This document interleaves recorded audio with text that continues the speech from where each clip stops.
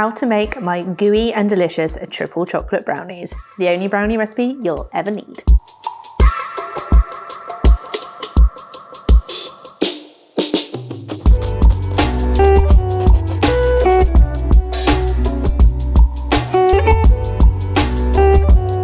Welcome back to my YouTube channel. Obviously, we've had so many delicious goodies recently, but I thought I'd go really back to basics with one of my most popular recipes, which is my triple chocolate brownies. It's quite basic if you really think about it, but it's quite easy to get brownies wrong. So I thought I'd try and do a YouTube video to explain every step and make sure you get the perfect brownie every time. One tip I will say is start by preheating your oven and lining your tin first, because as soon as that brownie mix is done, you want to put it straight in the oven. So I always preheat my oven because it's a fan oven to 160 degrees, or it's 180 normal. But if you're unsure if your oven's at the right temp, always get an oven thermometer just to slip inside, because sometimes ovens are wrong. And honestly, you don't want to waste a brownie mix. Whenever I'm baking a tray bake like this, I always use a 9-inch square tin. It's not that deep, it's about 2 inches, but all you need is the 9-inch one. If you use a smaller tin, it will change how the brownies bake because of the volume. So what you want is your tin, some baking parchment, and a little trick I have just to fill the tin of the bulldog clips.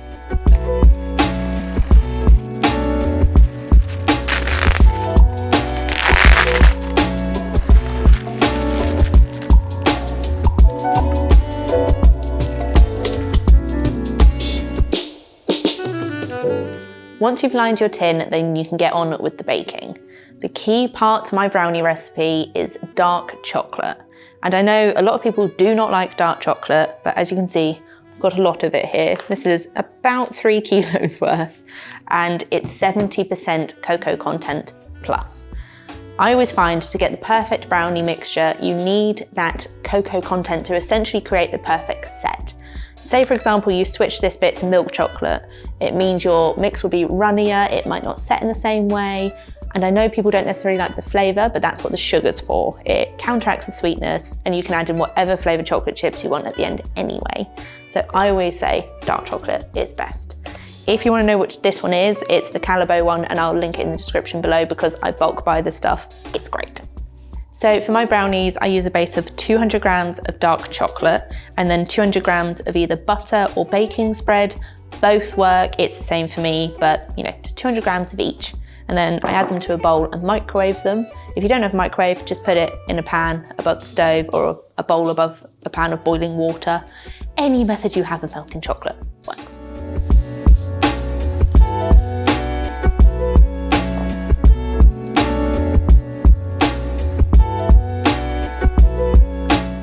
Once it's melted, it may look a little bit gross, but honestly, just stir it all together and you'll see how the butter and the chocolate have melted, and it's lovely and smooth.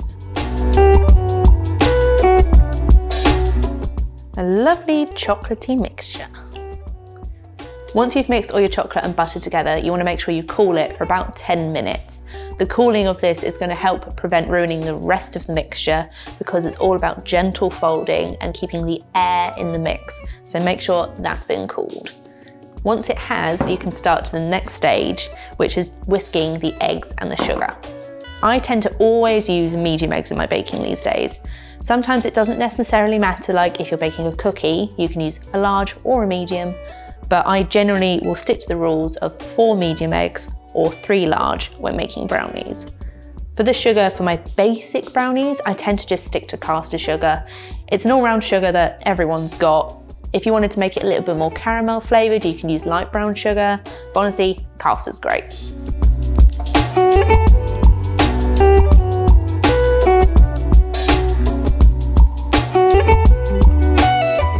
Once I've cracked the eggs into the bowl, I add my sugar. I use my stand mixer for this, but you can use just a bowl with a hand whisk, electric or not. You just want to make sure that when you whisk them together, it goes double in volume, nice and moussey. And when you lift the whisk out, it leaves a little bit of a trail. Perfect texture.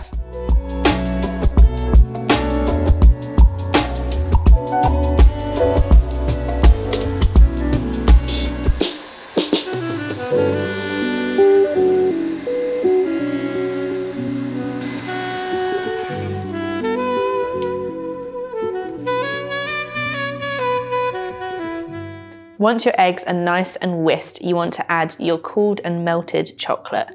This bit is really delicate because you've just whisked all that lovely air into your eggs and sugar, and you want to gently fold it all through to keep that airy texture, and I'll show you how.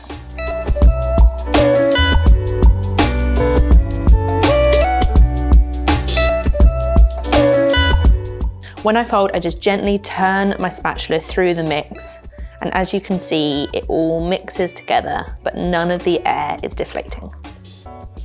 Once the mixture is a consistent brown colour, then you can add your next ingredients.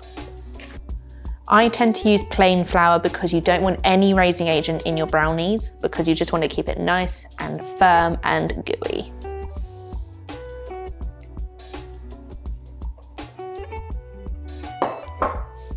And then I add a little bit of cocoa powder for extra chocolate and a little bit more dry ingredients. If you don't want to add cocoa powder, just add more plain flour instead.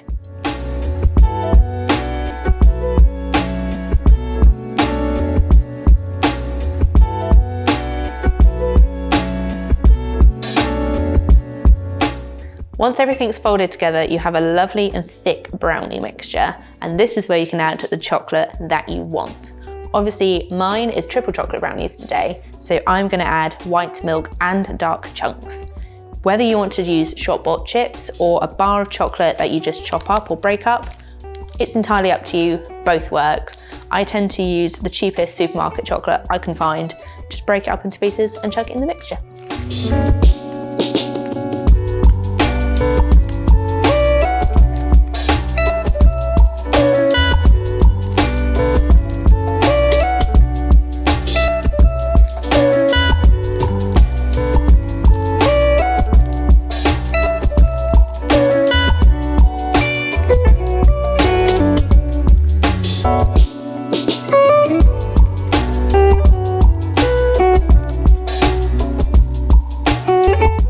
And then you just fold this chocolate through. And just look at how gooey and perfect and thick that brownie mixture is. Just so chocolatey. Once you've added all your chocolate, your brownie mix is ready to go. You can add it straight to the lined tin and then straight into the preheated oven. I tend to find I like to bake my brownies on the dot of 25 minutes, but honestly, it will differ for your oven. You have to learn as you go what your oven does, and it's a bit of practice, but I'll show you a little trick to make sure you're baking the perfect brownies once they're out the oven.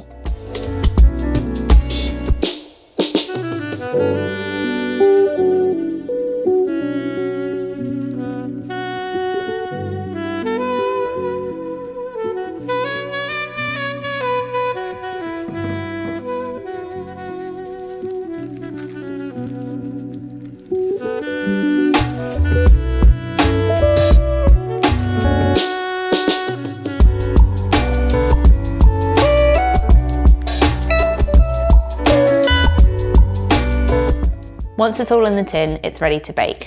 I bake until there's an ever so slight wobble in the middle of the tin.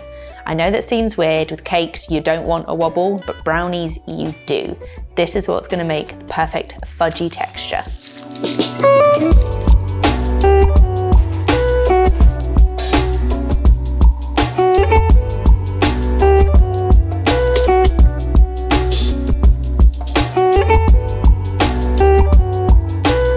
Once they're baked, they're lovely, gooey, and there's an ever so slight wobble in the middle. This is the perfect brownie. And once they're like this, leave them to cool fully and then set them in the fridge for a few hours for the perfect fudgy brownie.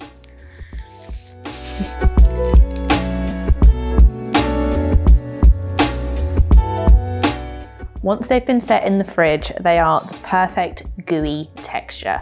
I set mine in the fridge or the freezer if I'm in a hurry for a brownie. Because I want them to create like the fudge texture.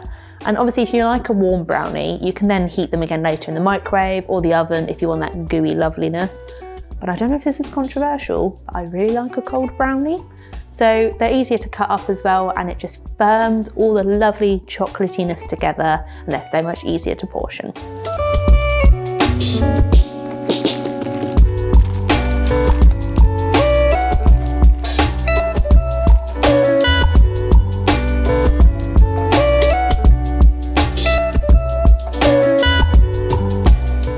the perfect brownie.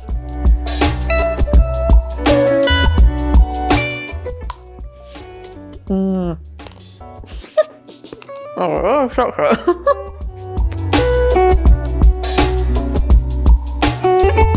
Thank you for watching my YouTube video. Make sure to check out the recipe in the description box below and any useful links for all the bits I've used today.